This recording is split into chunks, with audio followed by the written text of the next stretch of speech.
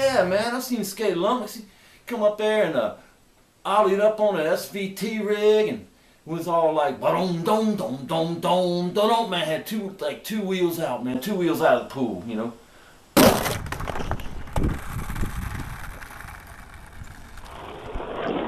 Who is sk8 lummox? Where is he going? What on earth is he doing?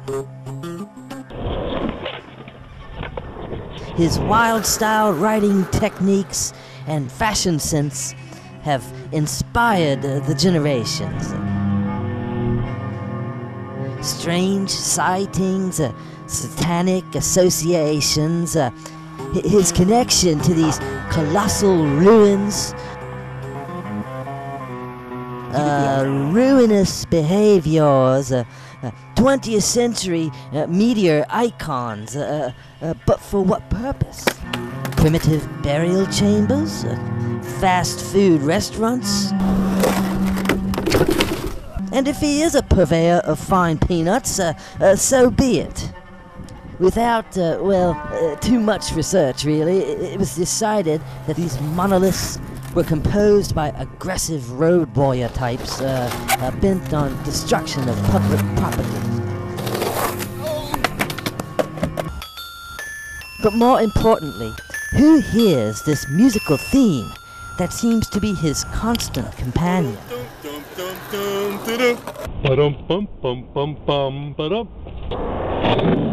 Folklore would dictate that it was brought to him in an induced dream state by an angelic shredder, a wolf mother man-child with a full head, in the form of a lad. Hello, sk8 lummox. I've heard you wanted to learn how to play drums. Now you can actually hear the sk8 music inside of the drums. Watch this.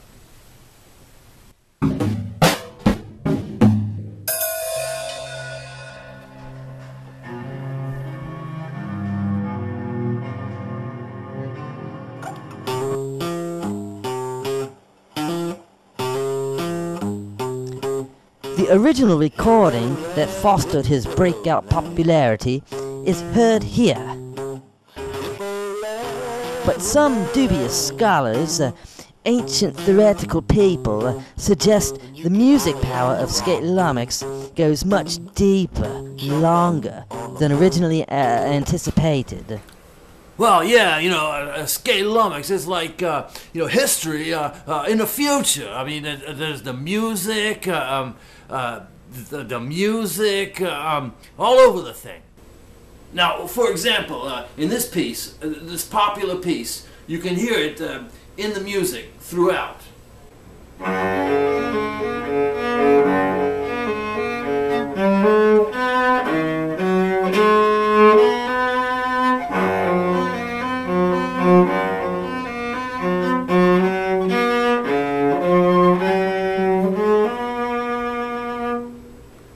Or at least you would hear it if it was written in the music, on the paper. Yeah. Don't overthink it.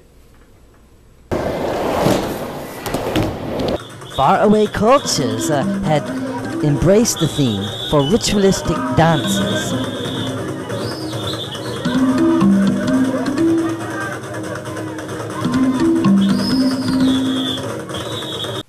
In the 70s, it was seen in the rituals of a much less enlightened, doomed and decadent culture.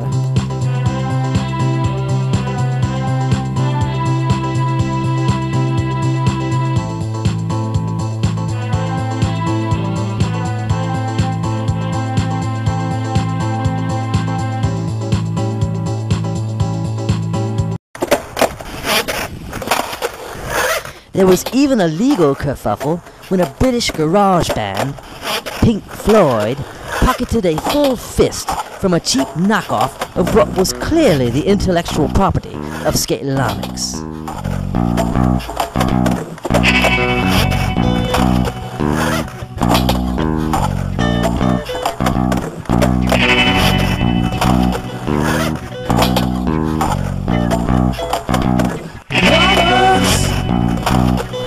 Let's go.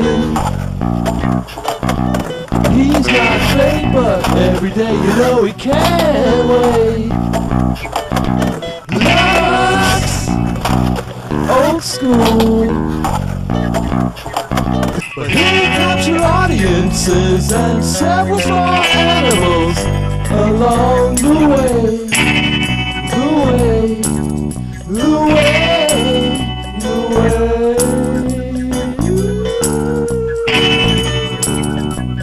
Simply cannot skate. Better watch you know he's cruising for a bruising. The band had only this to say about it. Rock and roll. Rock and roll. Oops. By the 1980s, all bets were off.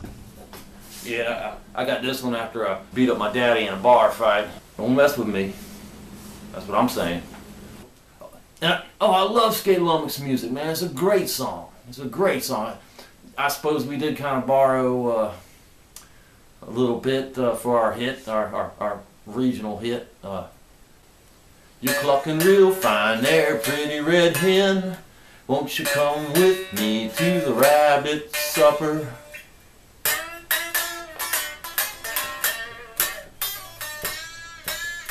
And then it'd be all like, you know,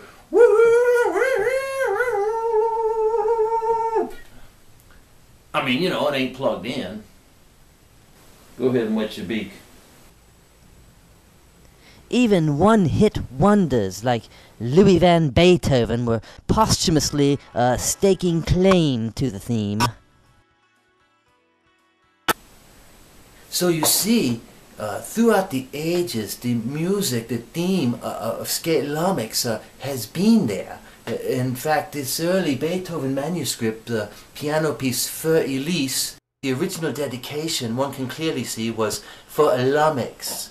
Beethoven later crossed it out. He became furious when Skate Lummox could not execute properly a kickflip.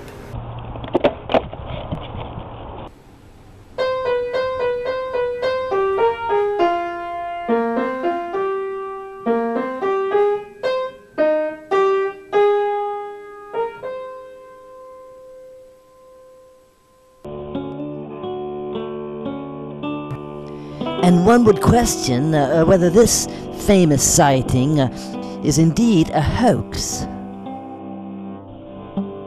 At one time, there were high hopes for an Old Navy endorsement, but since he was already wearing the clothing, they offered him a reverse sponsorship. They would allow it to go on if he would agree to continue to pay a full retail price. But the unanswered question seems to be, is he just a harmless scene oddity? Some sort of prodigy on a fantasy fugue? Or is he merely an errand boy sent by grocery clerks to collect a bill?